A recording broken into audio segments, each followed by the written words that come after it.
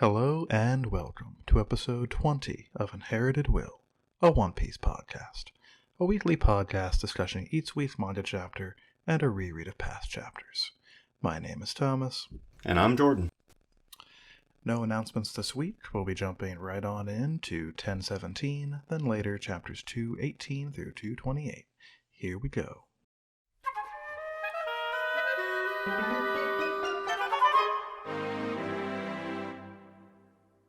"1017, the order. We're starting with Buggy getting the spotlight, which is pretty great. Well deserved. I can't tell where that last puzzle piece is supposed to go, but I have an inkling from the monkey's whole deal that it's gonna be Buggy's face, and I don't know how to feel about this. Yeah, I don't see anywhere else that it might go. Yeah. Just by looking at it, there's no missing parts. So unless it's going to his face or his crotch, really not Yeah, neither too are many good. options there. Yeah. But Buddy seems pleased about it all the same. So good. Yeah, he's been through a lot. His brain is scrambled, I'm sure. All I'm saying is please be gentle, Mr. Puzzle Monkey. That's all. Believe that takes us right on into the proper chapter. Here we go. I believe last we left off, Tama had taken control of the AV system of the entire place.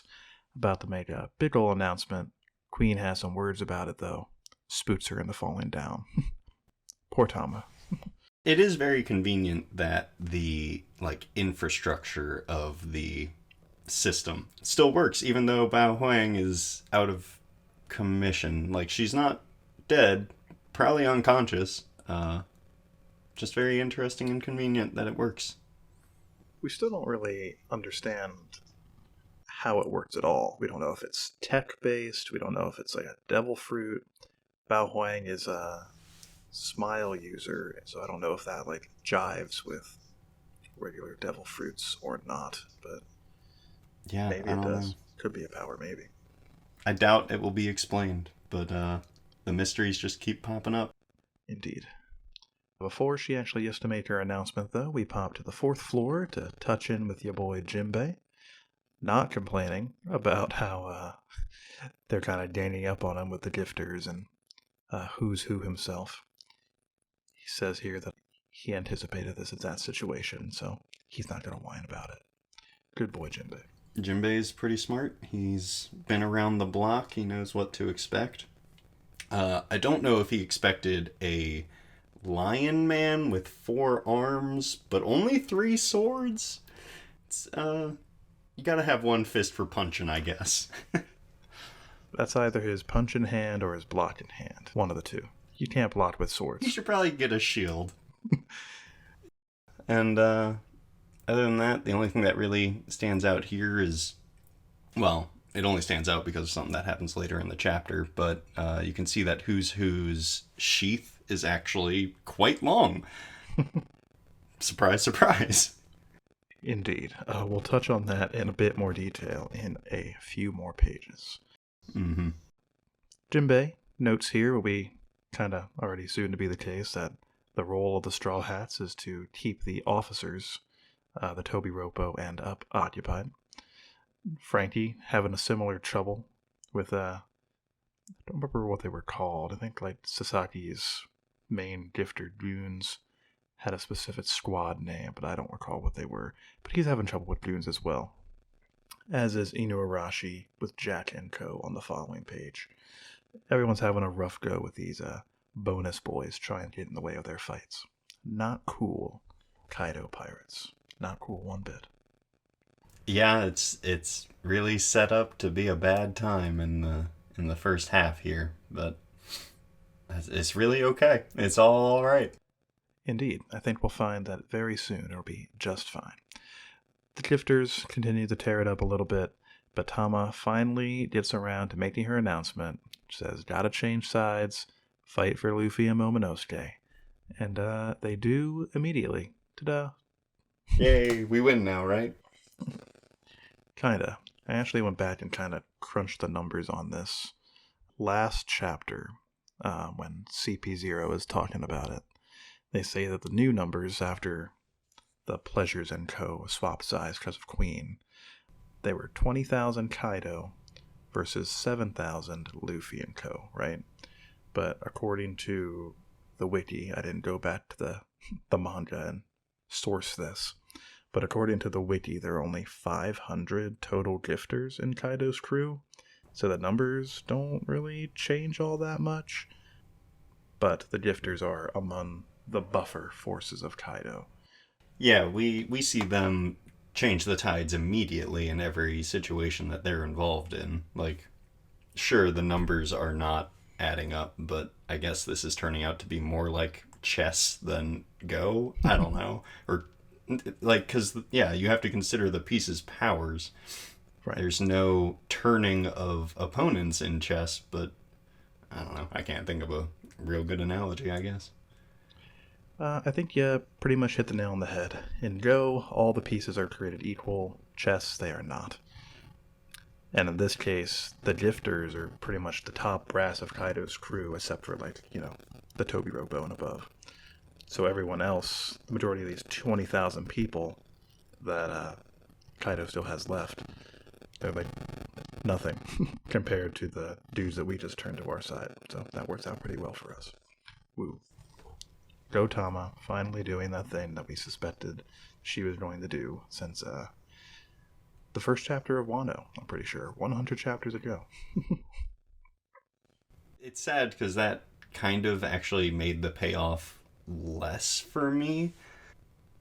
Like, this was not a big reveal. This was not unexpected at all. I was just like, okay, cool, this is finally happening. Yeah, exactly. It's not mind-blowing or anything, and it's a little sad to see it be, quote-unquote predictable. But that's exactly what it was. We knew it was coming. Yay, it's here. Let's see what it does, I guess. Indeed. While it's like flashing to all the gifters and such that have been turned and all this, and everyone's reacting and all that, we checked in with Shinobu and Momonosuke for a hot second, confirming that they indeed didn't die, as I'm sure somebody thought they might have. Not made very clear in this little panel how they survived just yet, but they do appear to still be in the air, so I'm sticking to my Shinobu kite theory from a couple weeks ago. I guess, like, that panel, it provided some questions, if nothing else, because it sure looks like Momo is crying equally about Kinemon and Kiku dying and being high up in the air. Like, this seems like a weird time to do a gag, even if he, like, has a fear of heights. I feel like the death of his second father figure in Kiku would probably overwrite that in the moment. That's why the speech bubble there is bigger for Kinemon. Yeah, there's more N's in it. Exactly. I agree, but the dude can be upset about two things at the same time. I do not fault Momonosuke for that too much. It's been a rough day for him. Yeah, it just feels unnecessary, and it's a weird thing to nitpick, but the rest of the chapter has me a bit in a nitpicky mood, so. Fair enough. You'll be pleased to know that specifically Briscola, the Gorilla Punch guy, has been swapped to our side. I know you were worried that he was going to be left out. I'm more pleased about Hamlet. One of the most terrifying things to imagine in real life, but in the manga world, just funny. Indeed. And no doubt a very useful ally to have. Yep. I think he was a headliner. Same as Horselina then, right? Indeed. So even among the gifters, he's like the top brass there. Just below the Toby Robo in terms of like rank at the very least. Okay. Then we pop back to the 4th floor for a hot check-in with Poker, the dude with snakes for legs. Yeah, he's just dancing around, eating people's necks, having a good time. Doing all the fun stuff that people with snakes for legs do. Really distressing who's who. Yeah. Not having a good time. No. That poor man. Crab guy, bug whip lady. Don't really know what's going on with the guy next to Crab Man. He's got like horns and claws. I think he's a beetle boy. Like, look at the wings on his back and the horns. Yeah, you're probably right. Don't know if beetles have claws, but this man does. But I'll give a little bit of a artistic leeway to Oda in this case. Yeah, I don't know. So we see that some of the Marys are still scattered throughout. One of them's still playing some sick tunes, which I'm excited for in the anime eventually.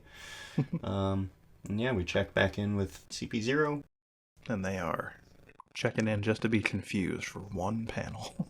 Yeah, they gotta touch in every now and then. Be reminded they exist. Indeed. Then we're back in the main floor. Queen, twice as confused as he has 2 question marks and 2 separate speech bubbles. Really wondering what's going on with all these gifters that were supposed to be on their side. But he figures it out pretty quickly that Otama was the one behind it. Yeah, it just makes sense. It's pretty clear cut. Indeed. Starts charging up a laser blast. About to fire it. But your boy Sanji comes in with the save. Hits him with a fire kick right in the back of the head, hard enough to make the fire come out of his mouth. Yeah, I guess that is kind of what happened there, huh? I didn't notice, but that's pretty good. I paid more attention to Queen yelling, "Dweh!" It's a good look for him. Oh, yeah. Not as good as his man-beast form, though. Indeed. His neck gets a little bit shorter. Yeah. But the rest of him gets quite a bit longer. His tail's still absurdly long, especially considering the relative size of the rest of him.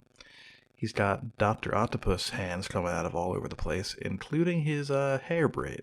So Yeah. that's fun. I don't know how you get machine stuff in hair, but this dude is dedicated. Indeed. It also seems to me that Sanji is dedicated to fighting without the raid suit still.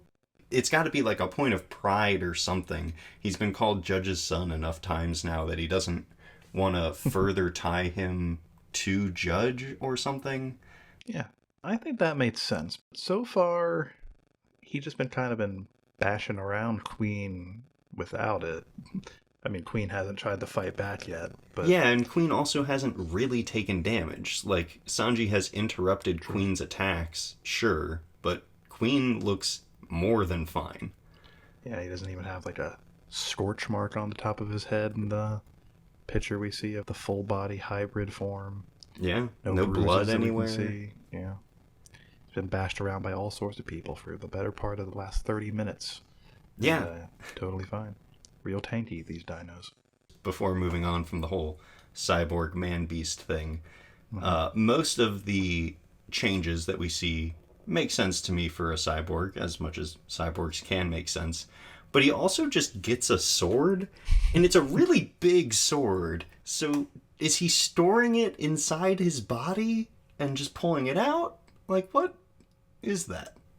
It is my new canon that just, like, the default form of cyborgs in the One Piece universe is just having, like, a storage system in your tummy. Frankie has it with his refrigerator. I'm sure Kuma's got it for something. And Queen here stores weapons in there. Plenty of space with this particular guy, so this checks out. That's true. Also, before moving on from Queen and Co., we do get a sort of confirmation here that we don't know for sure if this is like the research group that had like Vegapunk and Judge in it or not. But at the very least, Queen and Judge were on some sort of research group together called MADS a long time ago. So, indeed, as suspected, Queen and Judge were an item of sorts back in the day. Yeah, good to have that locked away now. I do also really appreciate that down on this last page here, Queen says, "Damn it, Judge's son again," to which Sanji responds, "Don't mention Judge. Also, tell me more about your relationship with Judge." Yeah, like, talk about him without using his name and we'll be fine. Classic Sanji with the unreasonable demands. What a guy. He's also not surprised when Queen, quote-unquote, reveals that he's a cyborg. It's been pretty clear for some time now, and Sanji is not surprised by it. Yeah, I don't know how this is gonna play out in the anime. Like maybe all of the times where we see the obvious like extension of things for Queen, maybe that's just a snapshot, and in the anime it happens very quickly, so people aren't supposed to know. Or maybe this is just one giant gag, and in that case, I'm all for it. I'm inclined to believe it's probably going to be option number two, but Well, yes, Queen himself is kind of just a gag character that has been given a lot of beef. indeed, real beefy man. Uh, Sanji, just before he starts throwing down with this big, scary dino cyborg man, just wants to make sure that everything's okay over there with Chopper.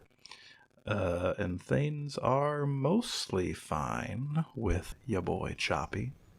He's looking pretty good. I would have been fine without knowing any of this information on this page, this chapter. Oh, tell me more.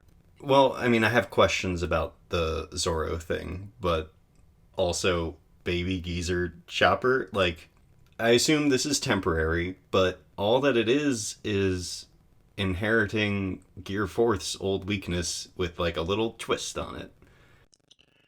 Uh, yes. And I would also argue that this is less of a downgrade to what just going into monster form used to do, right? Yeah. He used to make him like totally unable to move for some amount of time, right?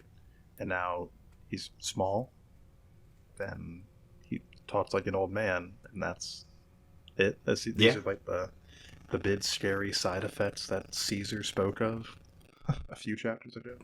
Caesar, if I remember correctly, said, like, are you worried about your looks? So maybe once he goes back, it'll be a more extreme change. Like, maybe go. Well, no, it wouldn't make any sense for, like, a quick change from the baby form to a regular form to cause, like, whatever, stretch marks or scarring. Like, that's what Chopper does. Chopper goes from small form to big form. It wouldn't make any sense for that to be a side effect.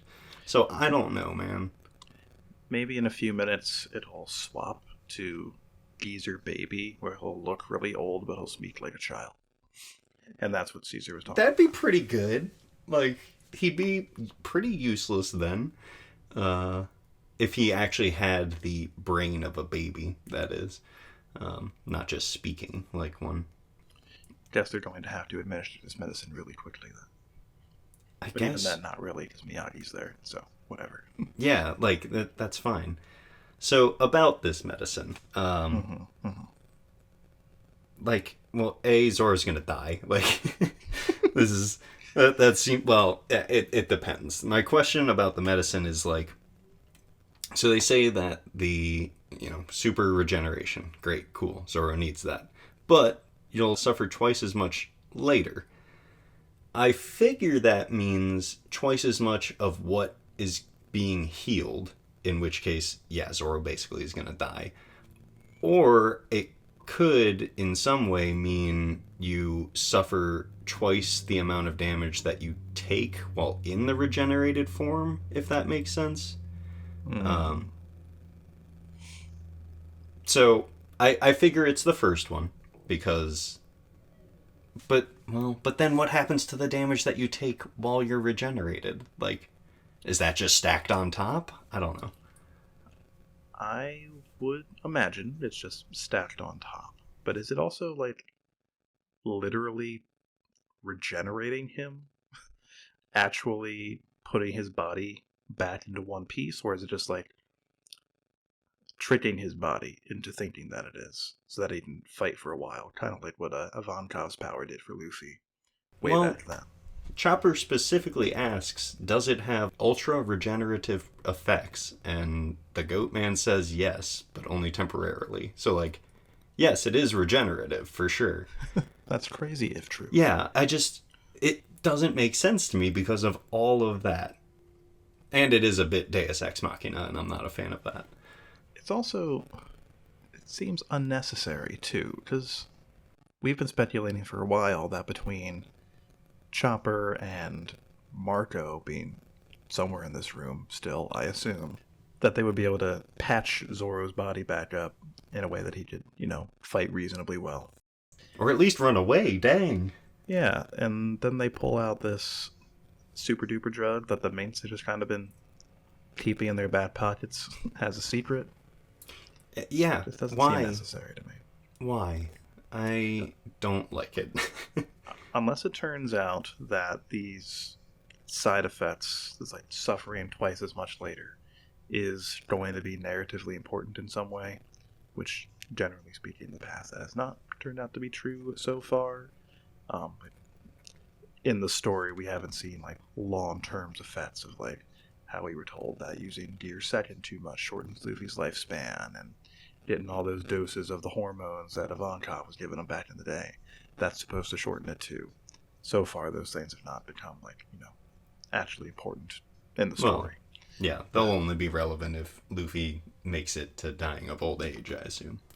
Right, but things of that nature have happened in the past and haven't come up again. And I've got a suspicion that this Zoro operation is going to fall into that same category. Right. It brings to mind, at least for me, the time that Zoro took all the damage that Kuma, had removed, right? Like, Zoro is once again willing to sacrifice his own body, his own well-being, in order to put the crew in a better position. And that's great, but narratively, we've gotten this exact thing from Zoro already. Well, not exact. Yeah, it's different, but yeah, he wasn't a mummy man back then. It's effectively the same.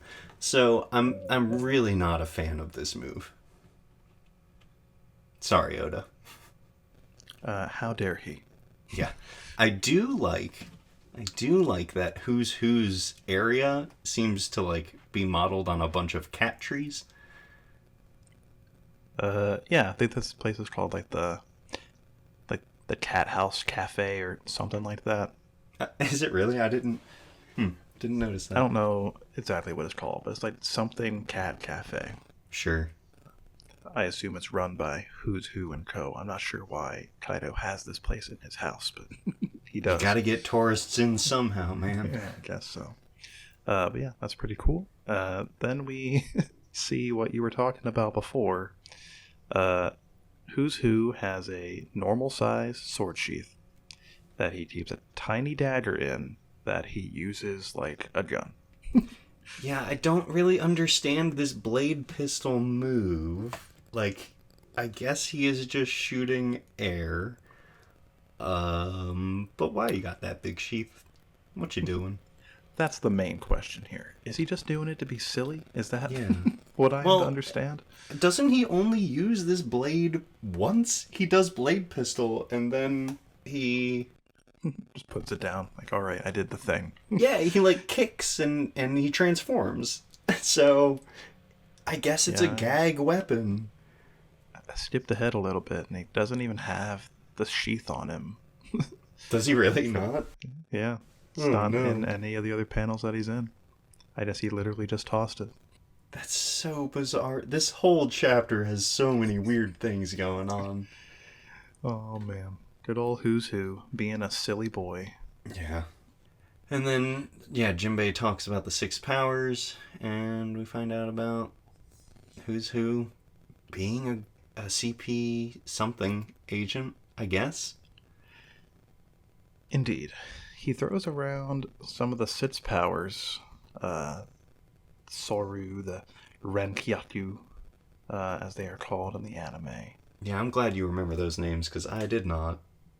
Don't remember what the Iron Body one is called, or any of the other ones that we don't see in this on these 2 pages. Yeah. But those 2 I've got down.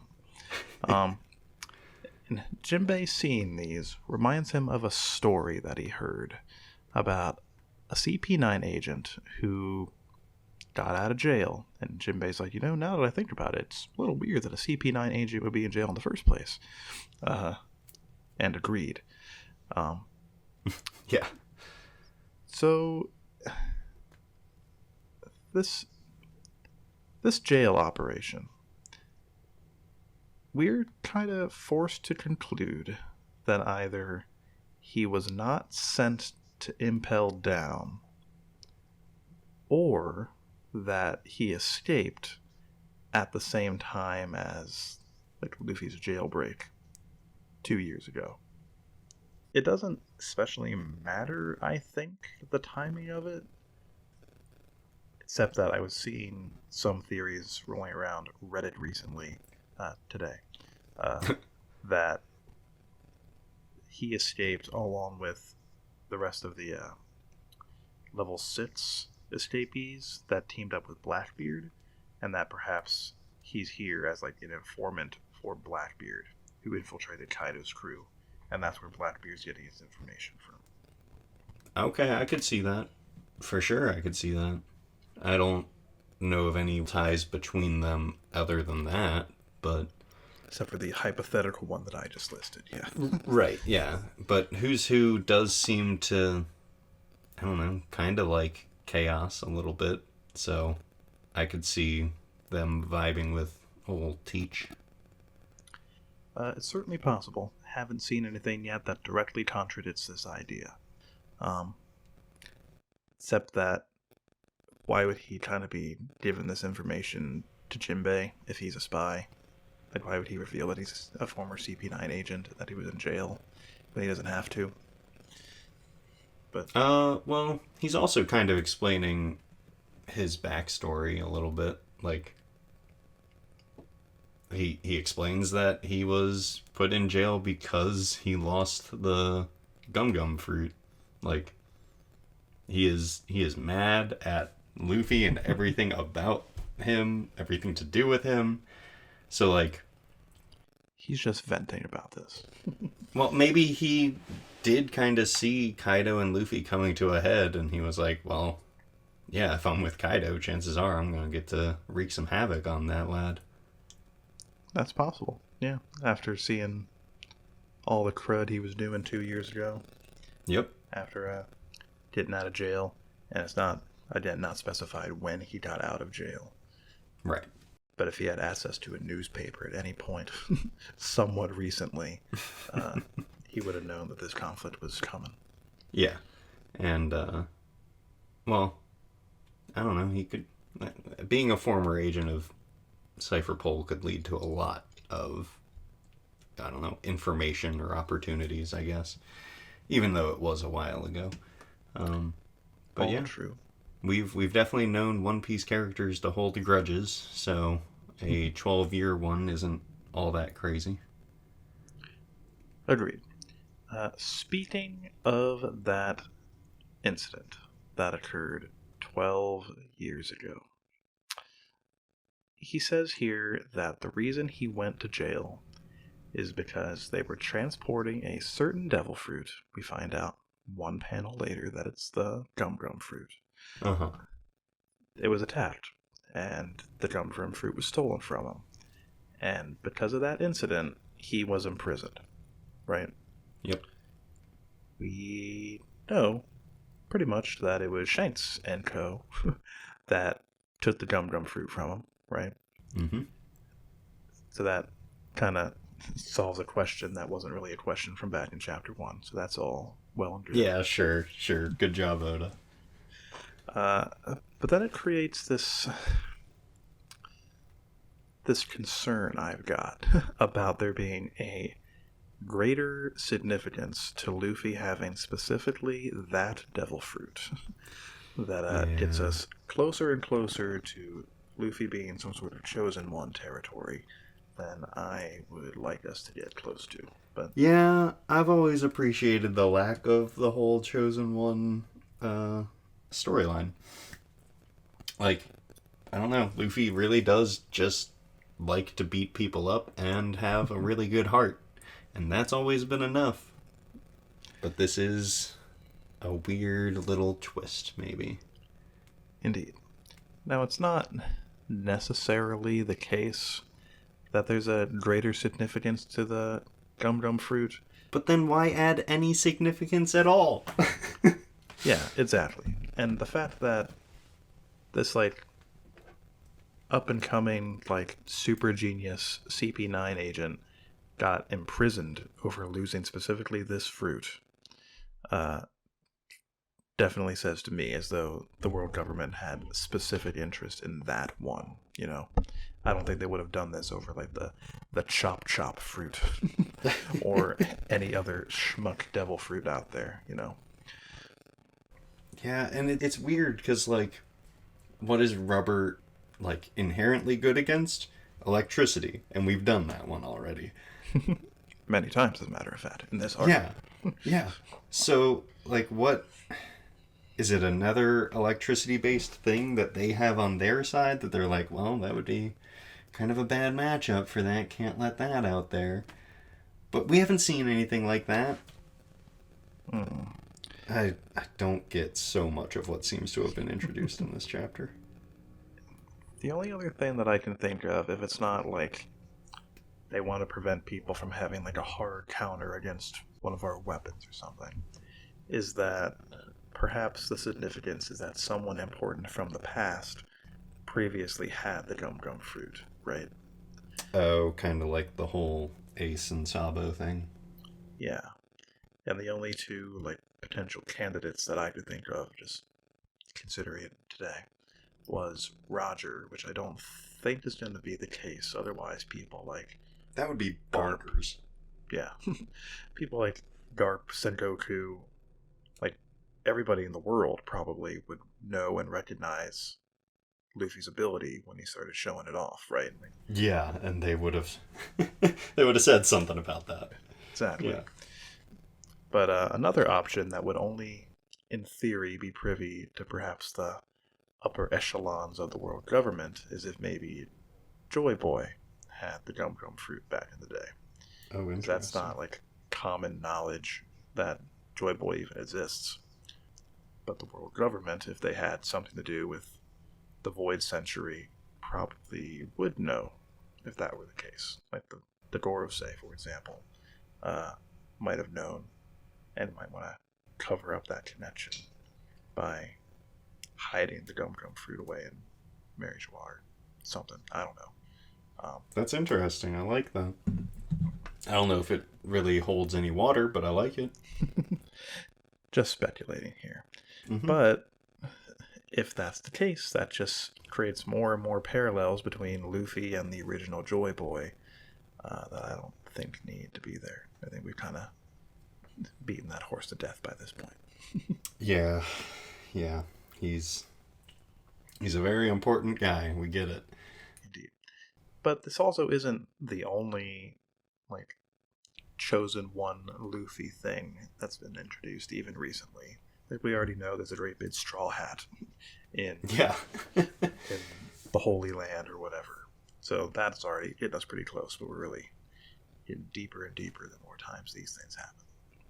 Yeah, Luffy's always been a pretty lucky guy, but that hasn't been enough to really tip it into Chosen One territory. Though, saying it like that kind of made probably a nonsense idea popped in my head. But you know who's kind of at the center of both of those Chosen One things we just described?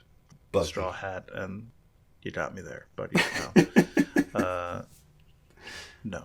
Shanks is. Shanks gave him the straw hat and indirectly gave him the fruit, right? Yeah.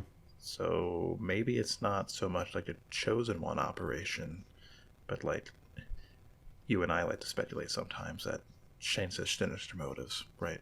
Yep. Maybe all this time, starting from when he was a wee lad, Shanks has been like grooming Luffy for something all this time. Oh, I could totally see that. I like Shanks as a character, but I do not trust him. He is still a pirate that is extremely powerful and been around for too long to be 100% trustworthy. And he's in with the Gorosei. Yep. They stopped what they were doing and gave him an audience just because he showed up in Astro One, even during Reverie. Yeah, this dude, and he traveled with Roger, so, like, he would have all sorts of inside information. Suspicious. If it ends up going that route, I think I'd be willing to forgive. I mean, it's not that big a deal, but Sure. But making a chosen one as opposed to stumbling upon a chosen one is at least more interesting. Exactly. Um, that pretty much sums up my thoughts on this matter. Anything else you had to say about this chapter as a whole before we pop into the reread? No. Very good. Next chapter will drop in 1 week, and for now we will hop into our reread.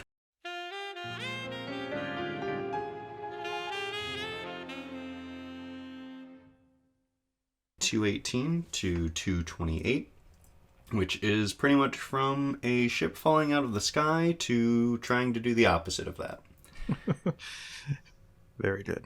I like that description a lot. Yeah. So Skypia remains in my head, at least, as a very good, albeit long, arc. So I am excited to, get into this. However, the first 10 chapters, it's got a bit of lore and some characters are introduced, but nothing terribly exciting. But there are a few things that I noticed that I thought were pretty good.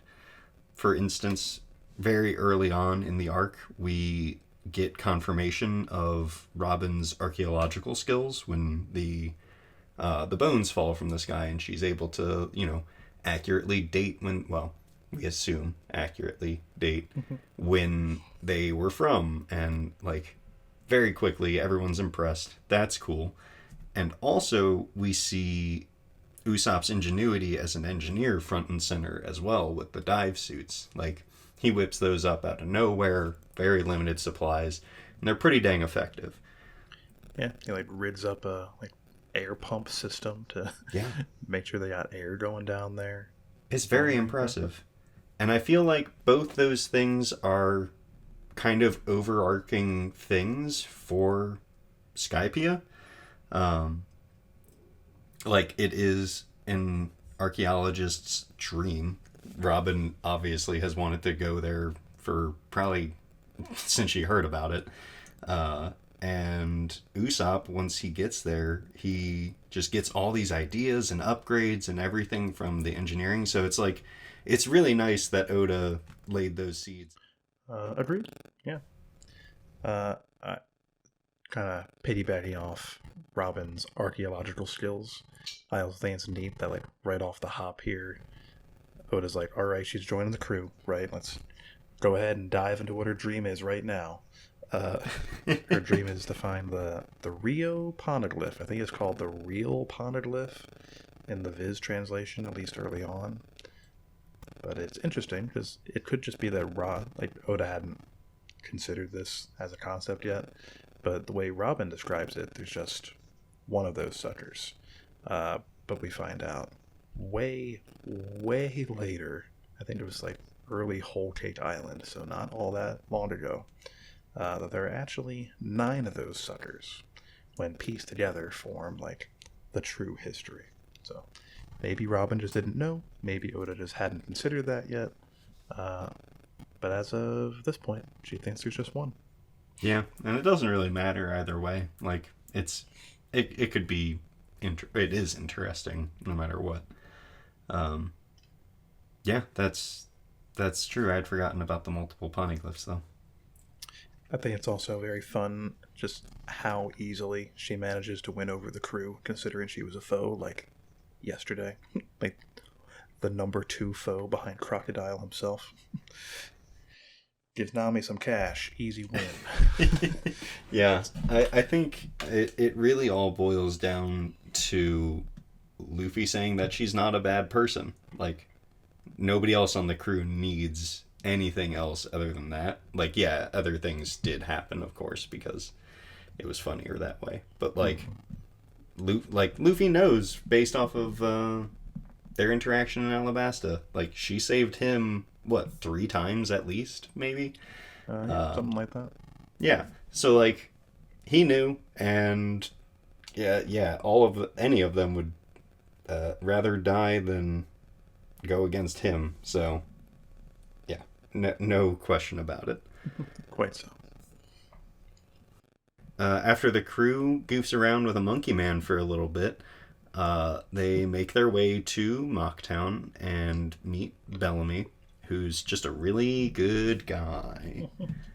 Indeed, everybody's friend, beloved by all, including you, I'm pretty sure. You tell me all the time about how he's your number 2 favorite guy. Worse than Sanji, better than Robin. That's what you said. Wow, I can't believe you would definitely actually quote me right now. But yeah, this dude's here and he's a total jerk forever. Like I don't know, he beats the crap out of Zoro and Luffy because, well, they have taken a stance not to fight because Luffy has finally decided to listen to, let's see, Shanks and Nami and the barkeep. In this one moment, he's like, okay, 3 people is enough to make me actually do something. It was the barkeep adding his voice to the mix that really put him over the edge. He's like, all right, this guy made me some bad cherry pies, but some good meat and a good drink. So I'm really going to take his words to heart right now. Oh, yeah. Yeah.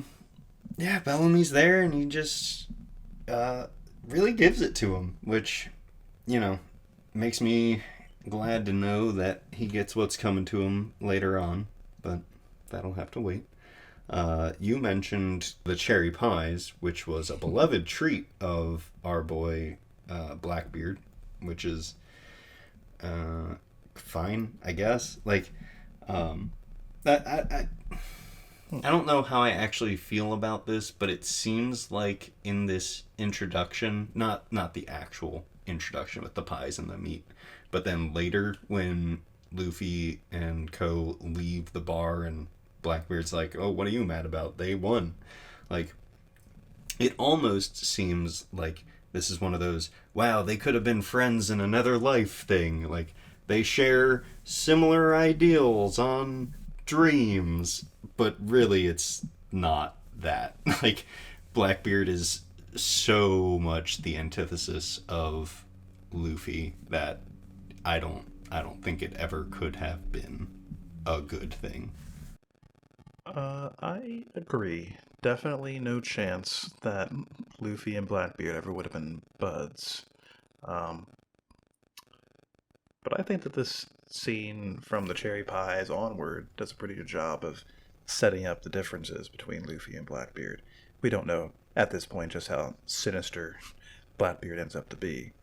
But between the cherry pie thing and the drink and all that crud, I think it does a pretty good job of setting up and showcasing how similar Luffy and Blackbeard are in terms of attitude, like you were saying, but having very different tastes and thus very different outlooks, as we find out later on as Blackbeard's character is fleshed out more and more. It just gives people a very simple, clear-cut way of seeing these two people are similar, but also very different. So, yeah, and we also, with our power of foresight, know that the others of his crew that we meet are just, very bad dudes. Again, the dude with the exploding apples and the guy who just shoots seagulls for fun. Neither of them are people I would invite to a party. That's all that I'm saying. how about the bad Dr. Pants shittier horse? Oh, man, this dude gave me some real Don Quixote vibes, and I only got like 150 pages into that book before I said, yeah, I get it, I'm done here. Oh, man. Poor Doc Q.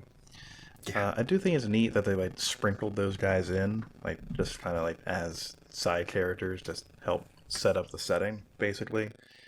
Same thing with Blackbeard to a certain extent, and then it turns out, bam, all those guys are actually connected. They're all pals doing super cool Blackbeard things, and I'm sure won't end up getting people that we know and love dead. Oh, no way. Definitely not going to happen. That wouldn't happen. Blackbeard wouldn't do anything like that. He's a nice No. guy. He Yeah. believes in dreams. So. Oh, yeah. We'll check in with Blackbeard eventually, I'm sure. Right. While Bellamy is being a jerk about Sky Island, he name drops both El Dorado and the Emerald City. Do you think this is a translation thing, or do you think there are some crossovers uh, in the stories told between our universe and One Piece? I'm trying to think back, because when I first would have read this, it definitely would have been the scans um, back in the day on One Manga and all that. Mm. I can't remember how they described it, but I don't think it was called El Dorado. So Okay, so I'm you, inclined to think this is a localization thing, so we more understand yeah, the comparison being made. yeah. Let's see. In this chunk, we get the reveal that Sanji is indeed originally from the North Blue, which Mm-hmm. takes so long to pay off. And it's really just a throwaway line here. Like, just, oh, yep, okay, moving on. Great. This whole section is like littered with stuff that people think was like foreshadowing of Sanji's full backstory, like 800 chapters later. And people like to point to that little bit where he's like looking at the broken picture of the lady when they're Yep. underwater. Like, oh, that's Sanji thinking about his mom because that lady kind of looks like her. Mm-hmm. And there's this bit towards the end of our Junker chapters. I think it's in like the last chapter that we read this week. Cricket's going on about how like he's like in a fight with his like ancestor, like doesn't want to be defined by like the behavior of his family, all that stuff. While Sanji's sitting in the forward round, just like all blank face and just smoking a cigarette or something. People think there that Oda was hinting that Sanji's got a relationship with his family like that. You know, people that things that people like to retroactively assign meaning to. Yeah, like, saying someone has a relationship with family is nothing. That's all that shonen manga is. Like, it's relationships with people and then beating up other people. Mm-hmm, mm-hmm. So, I mean, I love a good Goda comment, like, but this ain't one of them, I don't think, folks. Probably not. I actually don't have too much else on this. I've got two final things. One of them being that I don't understand the Monkey Brothers. I'm pretty sure Shoujo claimed he was human, and the other one didn't die in the sea when he was like kicked into it. So it's not Devil Fruit related. So why are they monkeys? I think that just by fortunate or fortunate happenstance, depending on your outlook, they just kind of looked like monkeys and they just kind of embraced that part of themselves and kind of functioned or like formed their aesthetic around it. And I think that's Okay. kind of the long and the short of it. Okay. That's a little weird, but I accept.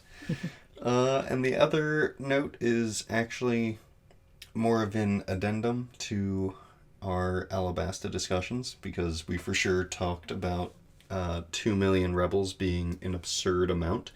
But in an SBS, Oda points out that Alabasta has a population of 10 million. So 2 million's not that crazy, right? Sure, Oda. That's definitely how this works. Indeed. I mean, he, in that same bit, basically said that he just wanted to make it clear that it was a major uprising. Yeah. You know, fair It's enough. just like he jumped the guns, or what, jumped the shark? He did both. He jumped a shark with a gun. That's all. Yeah, I don't know if the shark has the gun or if he does, it's bad news no matter what. This is America, so odds are both. It's not America for him, but sure. True. He's visiting for some Indeed. reason. God, stay away, please. Quite so. I didn't have anything else specific to discuss. Just kind of Mm-hmm. wanted to talk about how I consider, like, I think you mentioned early on that nothing of like particular note happens early on, and that is true at this point in the story. But I think Right. that Jaya, as a setup arc, is very good. It sets up a whole bunch of little mysteries that, at the time don't seem like anything, right? But everything that's set up this early on gets an explanation way later down the line. That's all very cathartic. Like the old ship falling out of the sky. We'll go into like what those things mean as they become meaningful. But to go over like the things that are being set up here, like the old ship falling from the sky, the giants that are like way bigger than any other giant ever. Even that vehicle that Luffy found that isn't even like discussed. We just see it. Yeah, it hasn't even been called a vehicle yet, I don't think. Yeah, exactly. He just like sees it, pulls it up with him, and it's just in a pile of junk to be expanded upon later. And even how they hype up Sky Island as a legendary place that most people don't even believe exists. Bellamy offers a counter theory to the knock-up stream, like launching ships into the sky and the log poses breaking. But then our boys go there. They make history, pretty much, by proving all these people wrong. And none of that would be as exciting as it turns out to be if we didn't have people like Bellamy poo-pooing their dreams and beating the shit out of them just for having them, pretty much. Yeah, it's nice that the whole arc kind of starts with a mini mystery. Like we're not used to seeing the Straw Hats in this sort of situation. Like they don't always know what they're going towards, but they pretty much know where they're going. Like Nami especially, when she gets made fun of in the bar, that was completely out of left field. Like that does not happen. The Straw Hat crew is usually pretty confident and people see that and respect it. So it's a great start to an arc where they are already being underestimated. Like and they aren't even allowed to show off any of their prowess because of some self-imposed restrictions, but like it does make the payoff of the actual arc so much more rewarding. Yeah. Agreed on all accounts. That's pretty much all I had to say. Just wanted to talk about things in more broad terms for a hot second. So, yep, no break next week. I'm sorry if it felt as though we just kind of shit on the entire new chapter that came out. Hey, maybe people will like that. You never know. Maybe. Just have some concerns about what it means for the future of the series, is all. I think it's interesting that this gum gum fruit might have higher significance. I'm just wary of where it goes. And, of course, you express that you feel the same as well. Well, yeah, I'm always wary, and you know that. True. But no break next week. We'll be back to discuss the exciting new chapter, no doubt, when it drops on July 4th. We'll talk to you guys then. Bye-bye.